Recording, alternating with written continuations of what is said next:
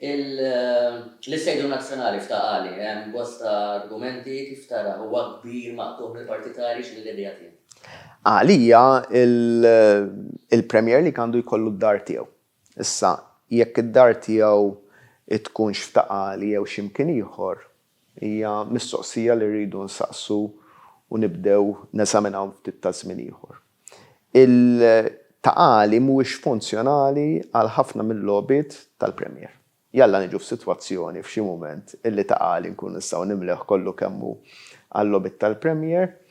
Illum il-ġurnata mhijiex xi ħaġa tista' tintlaħaq malajr, naħseb li għandu jinżamm għal xi logħbiet biss u l-logħbiet l-oħra naf li hemm problemi ta' terfs, hemm problemi loġistiċi biex hemm problemi ta' sigurtà biex jiġu ospitati f'grounds iżgħar.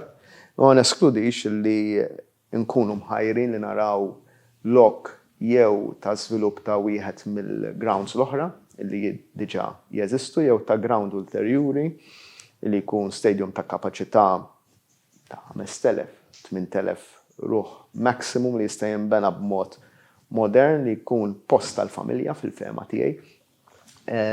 Mhux sempliċement ukoll għal min huwa dilettant tal-futbol imma li jkun multi-use, multi-purpose, ħarġa għal familja u li nemmen li jista' jkun post ta' investiment interessanti wkoll għal futbol Malti.